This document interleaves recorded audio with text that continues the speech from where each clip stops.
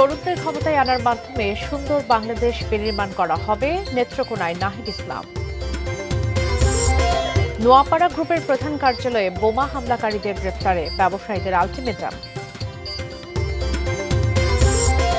দিনের অধিকাংশ সময় বিদ্যুৎবিহীন সিলেট, নগরবাসীর দুর্ভোগ চরমে।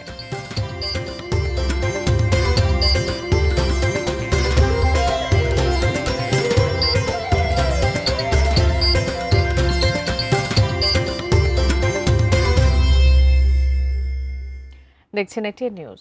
দেশের খবরে সবাইকে স্বাগত জানাচ্ছি, আমি বাবরি ইয়াসমিন। এতক্ষণ নাসির ফ্লোর ক্লাসের সৌজন্যে শিরোনামগুলো শুনছিলেন।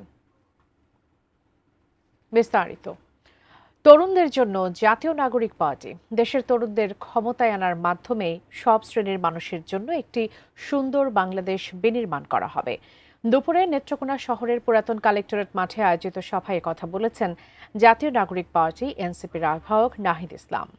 জুলাই অভ্যুত্থান বাংলাদেশের স্বাধীনতা সংগ্রামের পর সবচেয়ে বড় গণ অভ্যুত্থান মন্তব্য করে নাহিদ ইসলাম আরও বলেন, শেখ হাসিনার সময় দেশের টাকা লুট করে ফ্যাসিস্ট সরকারের সন্ত্রাসী নেতাকর্মীরা দেশ ছেড়ে পালিয়ে গেছে। আওয়ামী লীগের সন্ত্রাসীদের বিচারের দাবিতে রাজপথে নেমেছে এনসিপি। এই পদযাত্রা দেশের একটি নতুন সংবিধানের জন্য, এই পদযাত্রা গণপরিষদের নির্বাচনের জন্য, যে নির্বাচনের মাধ্যমে সাধারণ মানুষ বাংলাদেশের আগামী সংবিধান নির্ধারণ করবে। পথসভায় আরো বক্তব্য রাখেন এনসিপির মুখ্য সমন্বয়ক নাসির উদ্দিন পাটোয়ারি, সিনিয়র যুগ্ম সদস্য সচিব ডাক্তার তাসনিম জারা সহ কেন্দ্রীয় স্থানীয় নেতারা।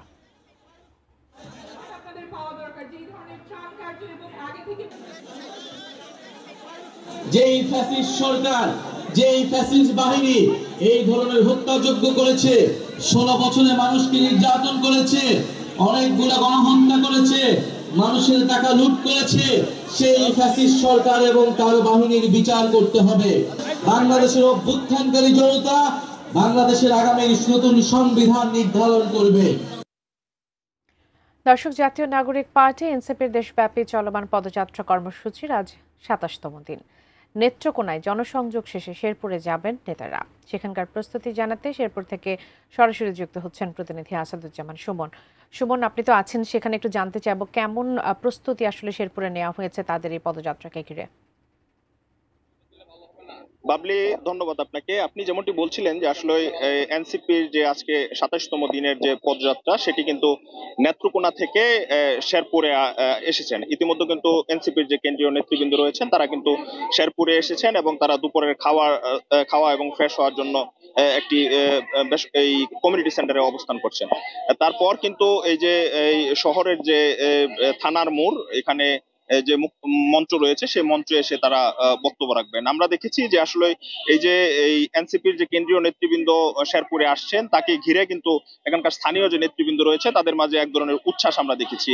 গ্রাম থেকে এবং বিভিন্ন উপজেলা থেকে কিন্তু এই নেতাকর্মীরা এই আজকের এই সমাবেশে এসেছেন এবং তারা কিন্তু বেশ উচ্ছ্বসিত আমরা দেখেছি। তারা বলছেন যে কেন্দ্রীয় যে নেতৃবৃন্দ আসবেন তারা যে বার্তা দিয়ে যাবেন সেই বার্তা অনুযায়ী তারা কাজ করবেন। এই যে এনসিপির যে পদযাত্রা, সেটি নির্বাচনী একটি পদযাত্রা হিসাবেও কিন্তু স্থানীয় নেতাকর্মী যারা রয়েছে এনসিপির, তারা এটি আখ্যায়িত করেছেন।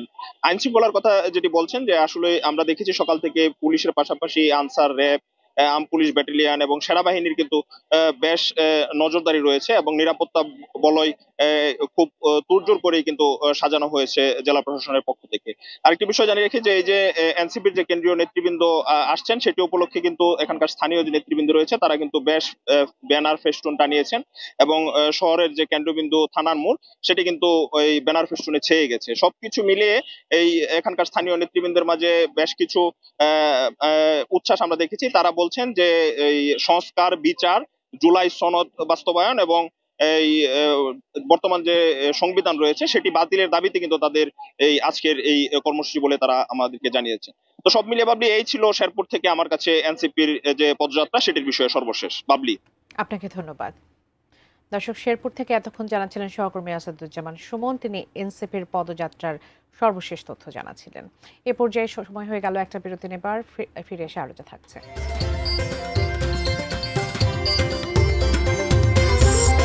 বগুড়ায় কাভার্ড ভ্যান ও অটোরিকশার সংঘর্ষে 2 জন নিহত।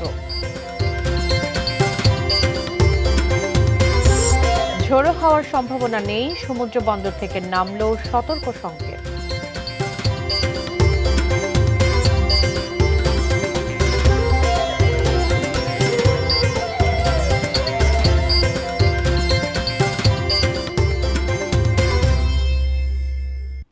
স্বাগত আরও একবার, দেখছেন দেশের খবর।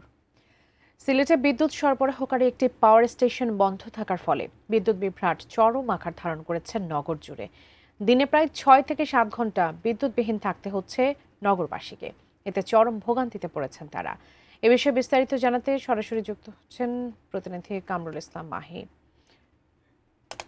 গত কয়েকদিন ধরেই সিলেটে ভয়াবহ রকমের লোডশেডিং হচ্ছে এবং এর ফলে নগরবাসী ভোগান্তির মধ্যে পড়েছেন। বিশেষ করে স্কুল কলেজ এর শিক্ষার্থীরা এবং হাসপাতালের রোগী থেকে শুরু করে বাসাবাড়ির বাসিন্দারা যারা রয়েছেন তারা কিন্তু চরম একটা ভোগান্তির মধ্যেই পড়েছেন। এবং যদি আপনাদেরকে জানিয়ে রাখি, মূলত সিলেটের যে কুমারগাঁও যে বিদ্যুৎ স্টেশনটি রয়েছে 225 মেগাওয়াট ক্ষমতা সম্পন্ন ইউনিট, সেটি আসলে বিকল হওয়ার কারণেই কিন্তু এই সমস্যাটি হচ্ছে।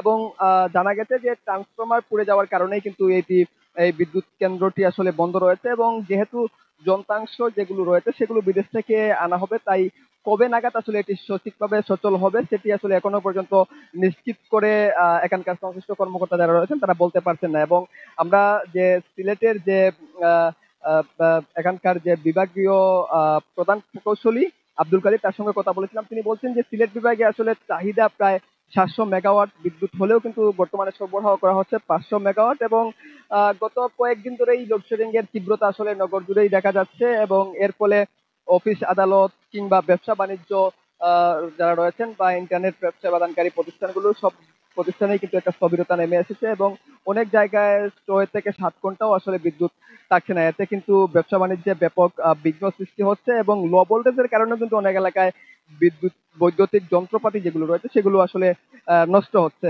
মোটামুটি 10 দিন আগেই কিন্তু এটি বিকল হয়েছিল বিদ্যুৎ ভোগান্তি নিয়ে সিলেট থেকে আমার কাছে সর্বশেষ তথ্য।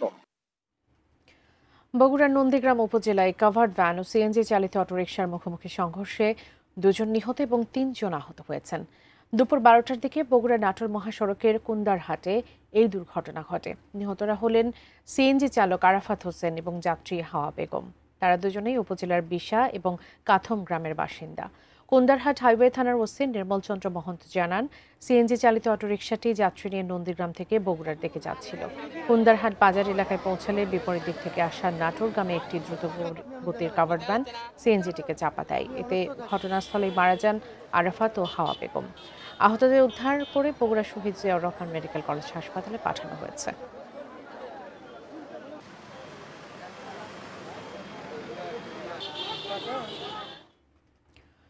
উপকূলে ঝড়ের আশঙ্কা না থাকায় দেশের সব সমুদ্র বন্দর থেকে 3 নম্বর স্থানীয় সতর্ক সংকেত নামিয়ে ফেলা হয়েছে। তবে কয়েকটি নদী বন্দরকে 1 নম্বর সতর্ক সংকেত দেখিয়ে যেতে বলা হয়েছে। রোববার সকালে এমন পূর্বাভাস দিয়েছে আবহাওয়া অফিস। তবে সমুদ্রে ঢেউয়ের তীব্রতা এখনও কমেনি। বৈরী আবহাওয়া ও জোয়ারের প্রভাবে কক্সবাজার সমুদ্র সৈকতের বিভিন্ন অংশে তীব্র ভাঙন দেখা দিয়েছে। সমুদ্র গর্ভে বিলীন হয়ে যাচ্ছে ঝাউবন। গত কয়েকদিনের টানা বৃষ্টি ও জলোচ্ছ্বাসের কারণে মোংলার মিঠাখালী, চিলা, চাঁদপাই, সুন্দরগাঁও, জয়মনি সহ বিভিন্ন এলাকার চিংড়ি ঘের পানিতে তলিয়ে গেছে। ক্ষতিগ্রস্ত হয়েছে উপকূলীয় এলাকার প্রায় 650 ঘের। চাঁদপুরে নিম্নচাপ ও কয়েকদিনের বৃষ্টিতে ক্ষতির মুখে পড়েছে কৃষিখাত। পানিতে তলিয়ে গেছে জেলার হাইমচর উপজেলার প্রায় 50 হেক্টর ফসলি জমি। কৃষকরা বলছেন, পানি নিষ্কাশন ব্যবস্থা না থাকায় এমন ক্ষতির মুখে পড়েছেন তারা।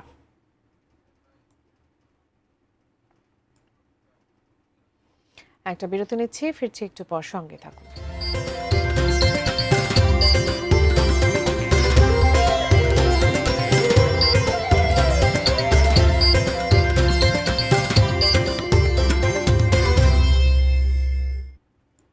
স্বাগত আবারও, দেখছেন দেশের খবর। দেশের শীর্ষস্থানীয় শিল্প প্রতিষ্ঠান নোয়াপাড়া গ্রুপের প্রধান কার্যালয়ে পেট্রোল বোমা হামলাকারীদের 3 দিনের মধ্যে গ্রেপ্তারের আলটিমেটাম দিয়েছেন যশোরের নোয়াপাড়ার ব্যবসায়ী মহল। এই দাবিতে আজ সকাল 8টা থেকে দুপুর 12টা পর্যন্ত অর্ধ দিবস ধর্মঘট ও বিক্ষোভ সমাবেশ করেন ব্যবসায়ী ও শ্রমিকরা। যশোর প্রতিনিধি নজরুল ইসলাম মল্লিকের তথ্য ছবিতে দেখুন ডেস্ক রিপোর্ট।